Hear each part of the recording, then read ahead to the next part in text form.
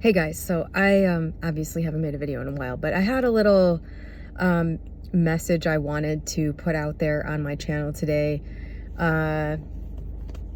because it was so helpful to me yesterday to hear this. There are so many like little mental shifts that really help you in the moment dealing with your,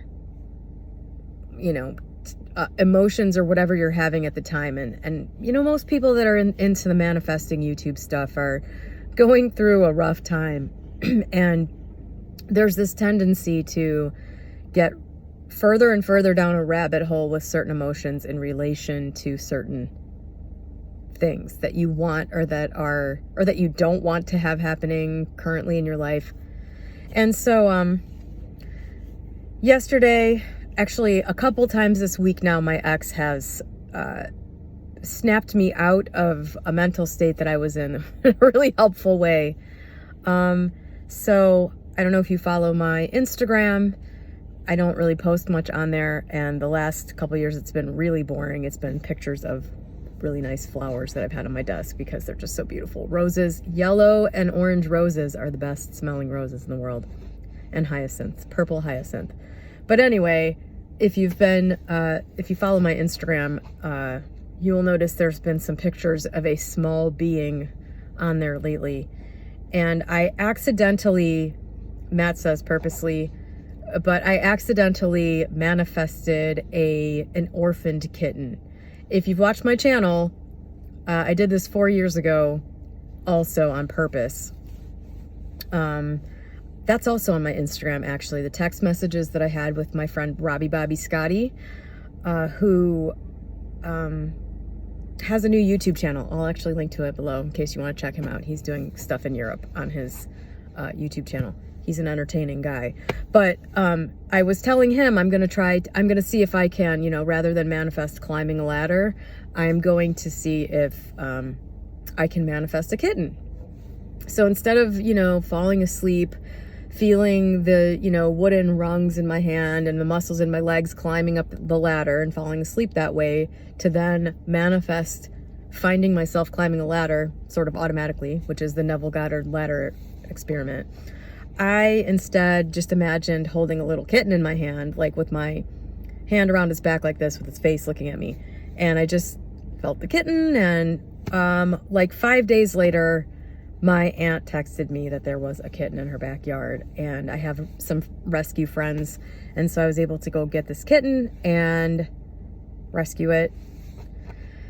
And so I did not do that this time, but I was thinking about it a lot. I said to Matt a few weeks ago, Matt was like, I really don't want a pet. For years he's been saying he doesn't want a pet and he's not a cat person. And a few weeks ago I was like, am I really never going to have a cat again? And he says I've been saying this once a month, like about once a month for 6 months. I don't know why this was coming up. I definitely had a moment this winter when I was laying there watching TV. I was watching the TV show Travelers on Netflix, which is awesome. I'd never even heard of it. If you haven't watched that series, it's so good. I got really into that when I was sick in January, and I was laying there on the couch watching TV, which I almost never do. And I thought, man, it'd be so nice to have my cat, my last cat, who died 7 years ago. I was like, man, it'd be so nice if she was here, because she would just come up and sit on me and stuff. And so I had that thought in January, and then I was, I guess, saying stuff about cats to Matt for the last 6 months. And memorably, maybe 3 weeks ago, I remember saying to him, am I really never going to have a cat again? Are you serious about this? Am I really never going to have a cat again? Because I was kind of okay with that idea. It's such a different life when you don't have anything that you have to take care of but yourself.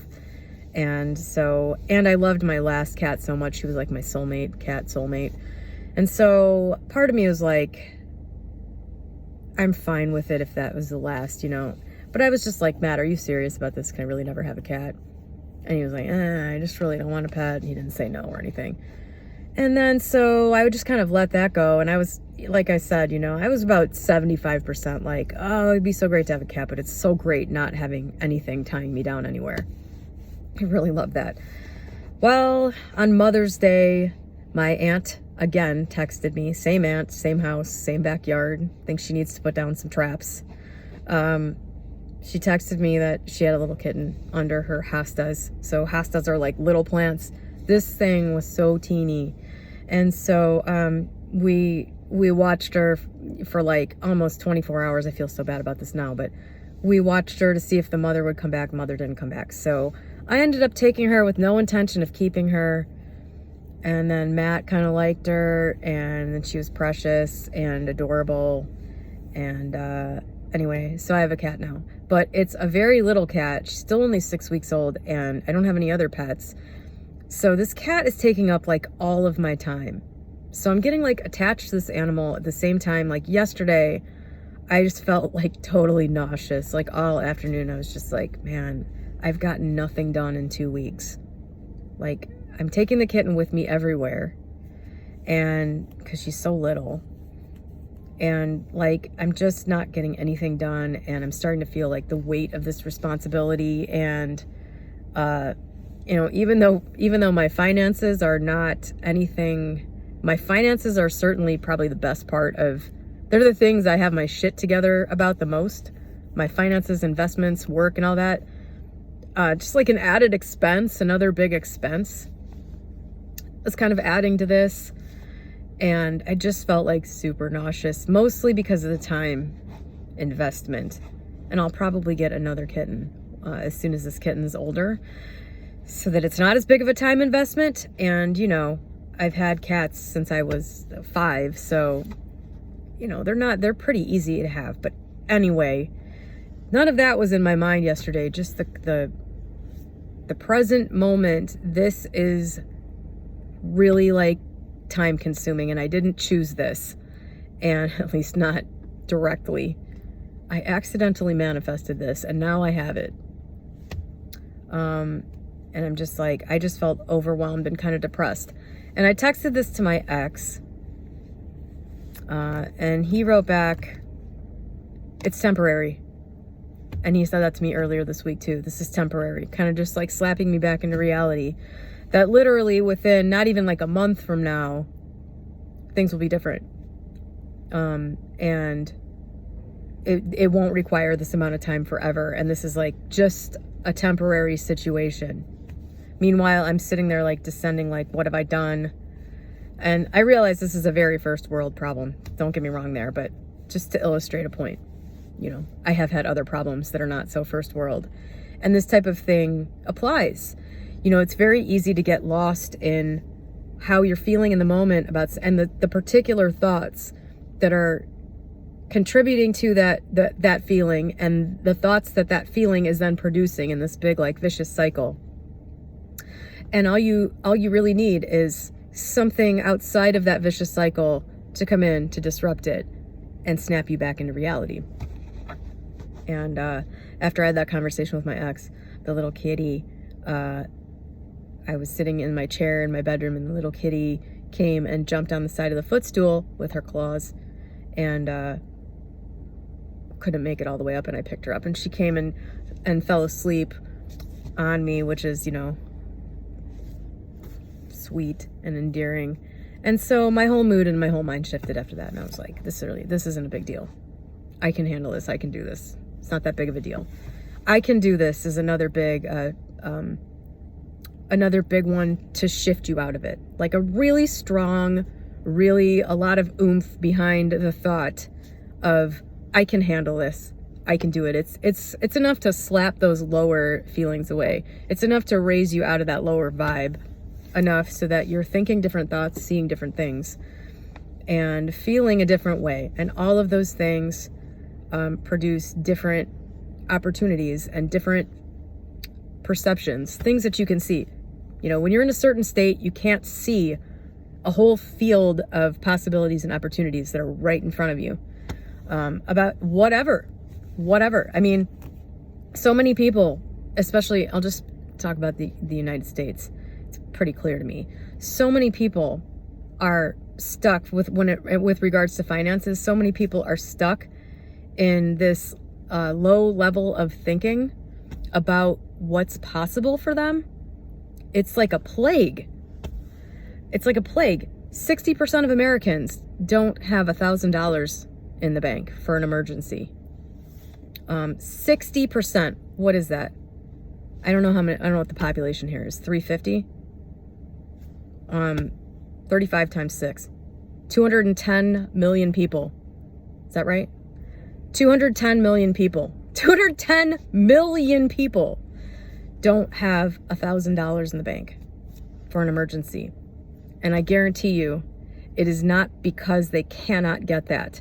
For some people, even them, even for these people, I don't believe they can't get it.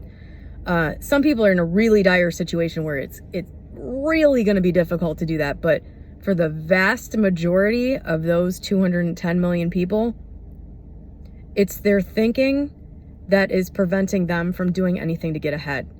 And I'm guessing the biggest thing that they're thinking is, what's the point? What's the point? The middle class is shrinking.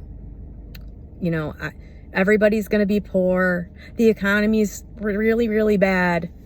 Unemployment's high. Inflation's high. That kind of thinking. I mean, it's so easy to say, I'm just going to live for right now. I'm just going, instead of doing anything, instead of manifesting anything for my future, I'm just going to spend all my money as soon as I get it. I'm not going to make any personal sacrifices to get ahead, which, in my opinion, is one of the easiest ways to do stuff. There's so much that people could just not do for a while in order to bump themselves ahead really quickly.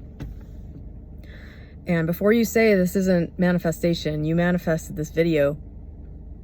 So you're hearing this for a reason. But anyway, the point I'm trying to make is that this huge group of people, and this one example of not having $1,000, that's all because of thinking. That's all because of where the thinking is.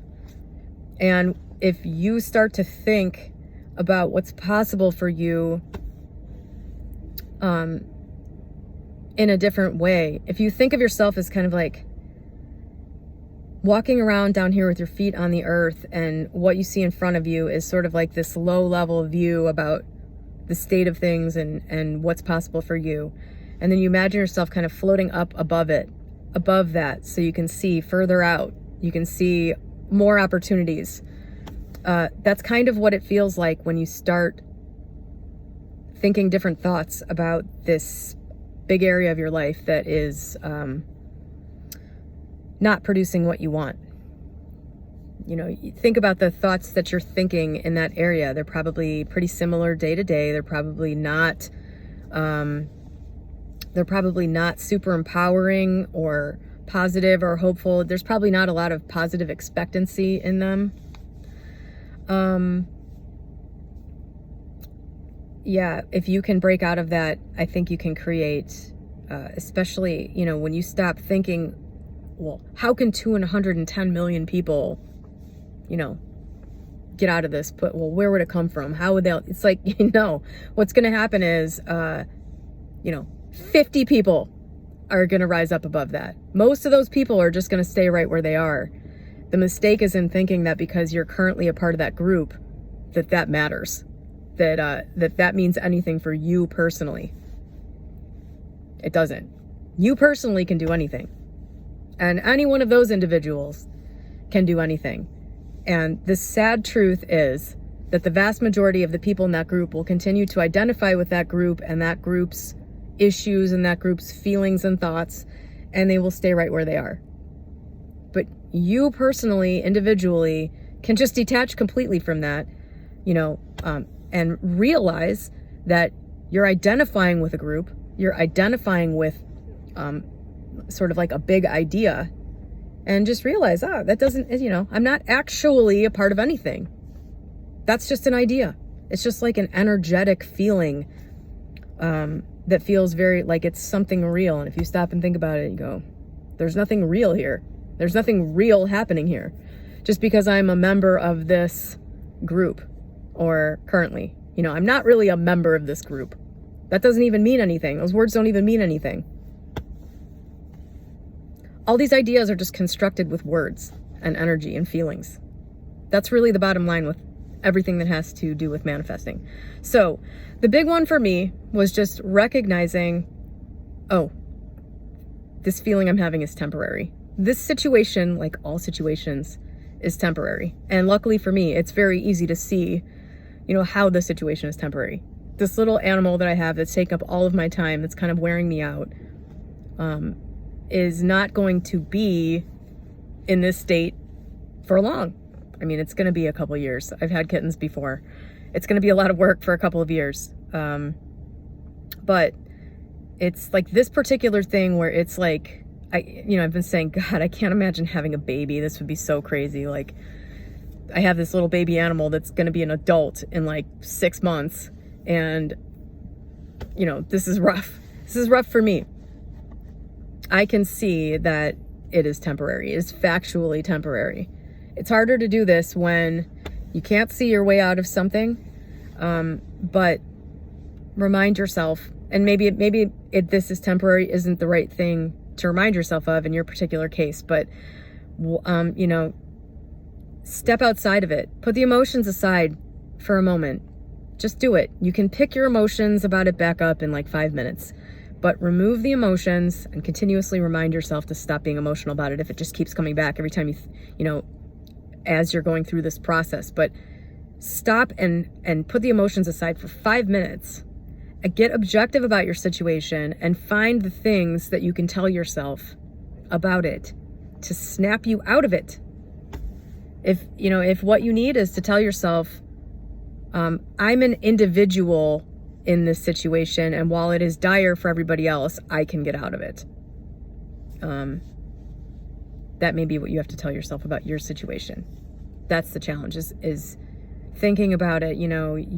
Do this little exercise with yourself on paper if you need to, or whatever. I find writing things down to be really helpful.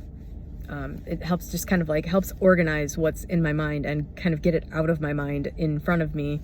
That's really helpful. But what's the thing that you keep, what's the emotional roller coaster you keep going on? And when you're in the bottom of that roller coaster, what do you need to be reminded of that you can barely see when you're down there?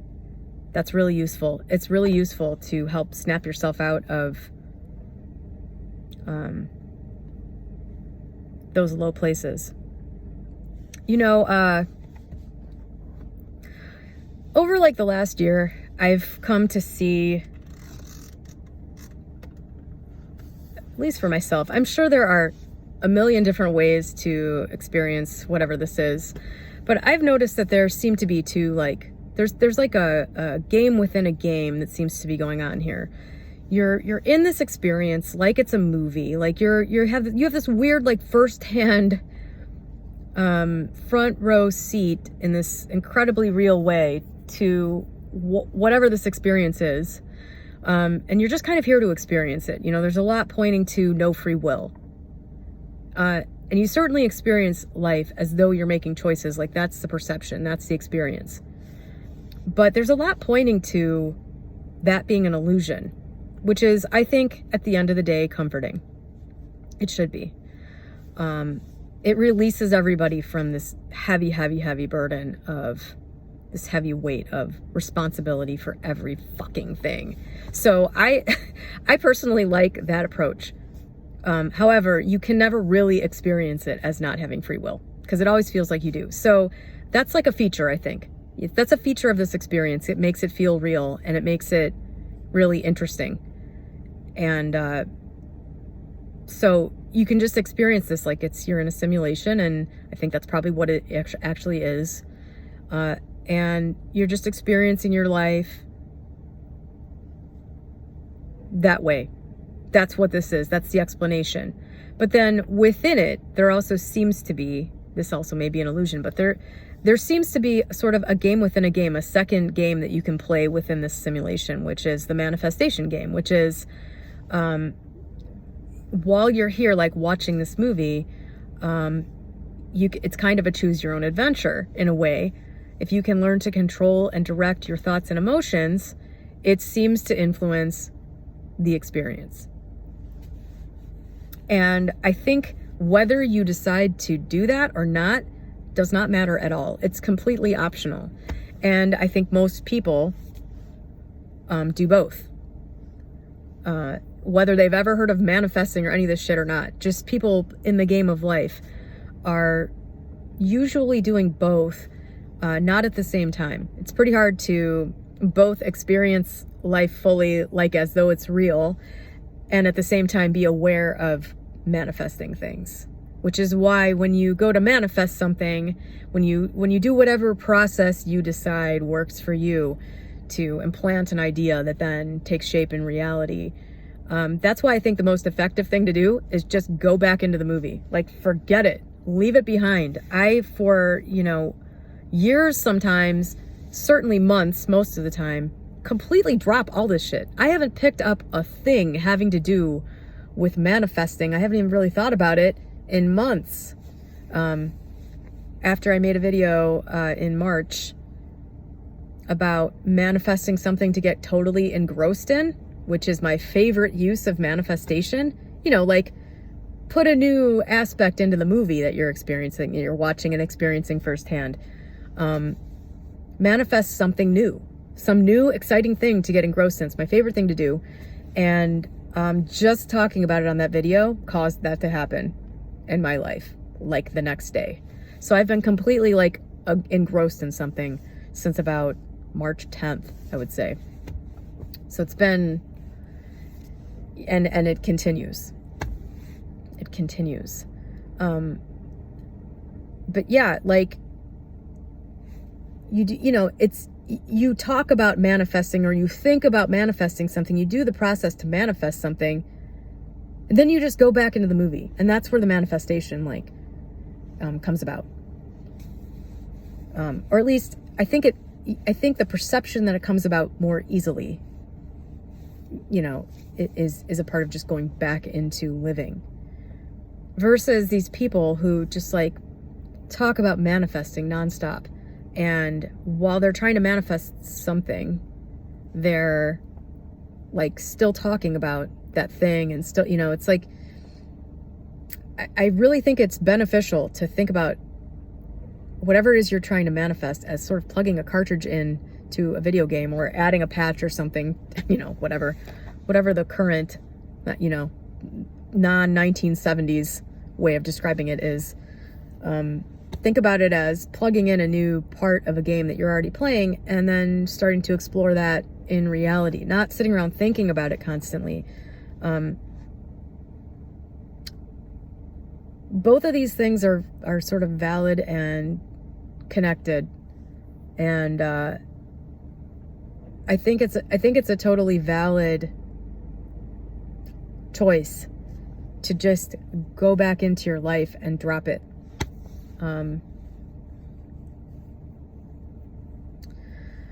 So having these little tools to pop you out of the low moments when you're back in the illusion can be really helpful. Because I think at the end of the day, all anybody is really trying to do here is to not feel crappy too much. Part of this crazy movie experience part of it is experiencing these lower things. That's part of it. It's like watching a movie and wanting to have a life with zero drama or zero, excitement. I don't think that's the point, but maybe that's just me. I have come to a few times in the last few months, though, in this thing that I'm engrossed in that I really just don't want to talk about much. I've found a few moments in there where I was taking it way too seriously and getting really and I had to just remind myself, this is a game. That's a great one for me that pops me out. It's just thinking, okay, you're taking this too seriously. It's like you're watching the movie and you're getting too identified with the characters. When I was a kid, I used to read voraciously. And I remember sometimes I would have to stop, and I'm talking kids' books. Sometimes I would have to stop in the middle of my kid's book and be like, this isn't really happening to me. Everything's okay. Mom's not mad at me. Nothing's going wrong at school. everything's good, and then I could go back into my book. It's like identifying too much with the character, only the character's you. So there's these moments where you just have to pop out and say, okay, the sign that I'm taking this too seriously is that I'm feeling a lot of stress and anxiety right now. That's not a required part. Beyond a certain level, you've taken it too far, you know? If you are racked with anxiety, you weren't supposed to go that far, you know? Reel it in. You weren't supposed to go that far. A little bit of anxiety to the point that it made the experience interesting and fun and thrilling. Okay, but if you get beyond a certain point where you're starting to suffer, remind yourself it's a game. This is a game. I'm not supposed to suffer. I'm not meant to suffer. Everything is for my benefit. And this is an experience I chose to have, probably. And it's probably just a big virtual reality experience that we can't even imagine the mechanics of from this vantage point. And it's to be enjoyed. It's the coolest movie I will ever watch in my life. Anyway, so I just wanted to make this video and say hi, and I'm still really engrossed in other stuff, so I really don't know how much more of this I'm going to be making anytime soon. But I hope that helped somebody pop out of a bad place, because that was the intention here. Have a great day.